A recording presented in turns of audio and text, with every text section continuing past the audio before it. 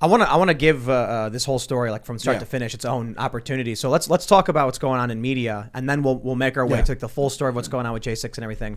We have this tweet from Michael Malice. Check this out, because we're just talking about Facebook censorship. So in light of that, we have Michael Malice tweeting: Spotify has deleted 2 of my Joe Rogan appearances. Michael, did Spotify delete it? Did Joe delete it? We don't know. He says both of the episodes are pre-COVID. This website checks for you. So if you head over to JREmissing.com, you can see right at the top, Gad Sad, gone. Mike Ward and Pentelis, gone. Michael Malice, Kyle Kalinske, Tom Segura, Michael Malice, Theo Vaughn, Peter Holmes. Wherever it says new, there are 71 episodes that have been removed. TJ Kirk, Aubrey Marcus. Was the Theo Vaughn one recent? The Theo Vaughn is not. No, I don't think so. It's 9/25. There were 2. So then there is a more recent one from 11/41 actually. Yeah, so he had a recent one pulled too. Well, it was about a year relatively ago. recent. Yeah. Like Gad Sad was 240 episodes ago. So this is quite some time ago, like a year plus. But you can see all of these are removed on the 4th.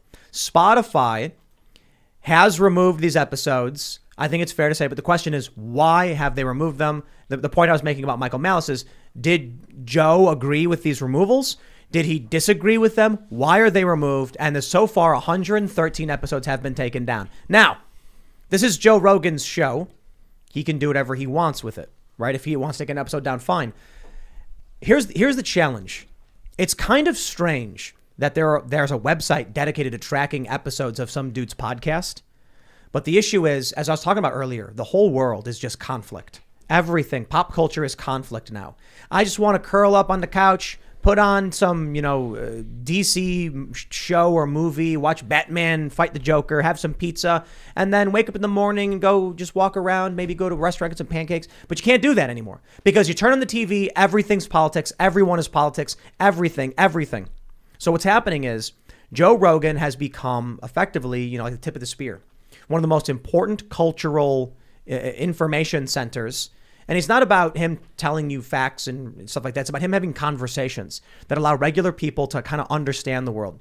So when Spotify bends the knee, or Joe does, to the woke mob who won't let up, as I've already stated, when they announced the misinformation policy and they gave a grain of sand, they're continually giving ground to the left. The left will not stop. What happens next?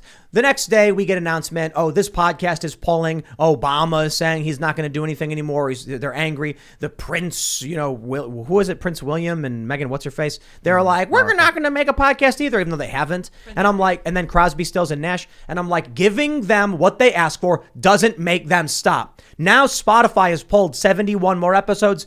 Maybe it was Joe who pulled them. Regardless, it's not going to make them stop. Yeah, you don't concede to the demands of delusional, idiotic, crazy people who just want to censor speech. And a lot of people don't just see this as a podcast. They see this as a last stand for free speech. And with these latest developments, I mean, this is troubling. This website was started because originally when Joe Rogan moved from YouTube to Spotify, there was allegedly an error that was happening with some of the more controversial videos that and interviews that didn't port over. Joe Rogan made a statement about this, said that they would port over. They never did. There's this website. Now there's more videos that are gone, memory hold, and no longer in existence. And people are left with some very serious questions that I think we should have some answers to. Now, again, probably Joe Rogan is going through a tremendous amount of pressure.